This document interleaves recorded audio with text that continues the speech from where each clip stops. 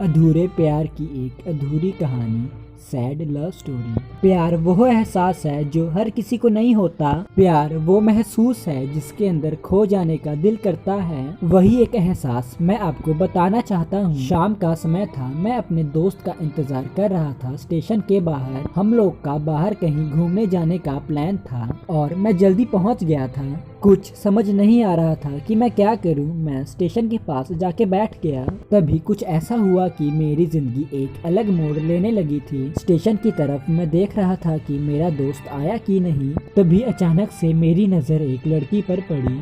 वो जो वक्त था, मैं पूरी तरह कुछ देर के लिए थम सा गया। मैं सब कुछ भूल गया था। मैं कहाँ हूँ, मैं क्यों हूँ। बस मेरी आंखें उस लड़की की तरफ से हट ही नहीं रही थी और इस तरह से मैं बस उसे देखता ही जा रहा था। उसका मासूम सा चेहरा, उसके छोटी छोटी आंखें, उसके मासूम से चेहरे पे वे उसकी मासूम सी हंसी, जैसे मानो कोई परी हो वो। उसे देख पहली नज़र में मानो दिल को कुछ होने सा लगा था। क्या वो प्यार था? मुझे नहीं पता। बस मेरा दिल ये बोल रहा था कि मेरा दोस्त कुछ देर बाद आए या ये वक्त बस रुक सा ही जाए। मुझे उसका नाम जानना था, उसके बारे में बहुत कुछ करने का दिल कर रहा था, लेकिन कैसे करूँ ये मुझे कुछ समझ ही नहीं आ रहा था। जब कुछ समझ नहीं आया तब मैंने बस भगवान से यही प्रार्थना किया कि मुझे ये लड़की अपने जीवन में चाहिए। वो जा रही थी मेरी आंखों से दूर, मुझे रोकना था उसे, उससे बातें करना था, उससे दोस्ती करनी थी और मुझे अपने दिल की बात उसे बतानी थी। पर कैसे? वही सवाल बार बार मेरे मन में आ रहा था और मुझे बेचैन किए जा रहा था। मैंने फिर सोच लिया कि मेरी आंखों से दूर होने से पहले अगर मुझे इसका नाम पता चल जाए तो मैं इसे अपना मानूंगा और शायद भगवान ने ही भेजा होगा उसे मेरे लिए। ये मैं समझूंगा। तभी भगवान ने चमत्कार कर दिया। तभी पीछे से आवाज आई, प्रिया मैं यहाँ हूँ। फिर वो पीछे देखी तो मैंने देखा वहाँ से एक लड़की आवाज दे रही थी और वो उसके पास चली गई। तभी मैं समझा कि उस लड़की का नाम प्रिया है। मैं खुश हो गया और मन किया कि उस लड़की को जाके धन्यवाद बोलूं, क्योंकि उसी के वजह से मुझे उस लड़की का नाम पता चला। बस तभी मैंने ठान ली, अब उसे बस अपना बनाना है, उसे अपनी ज़िंदगी में लाना है।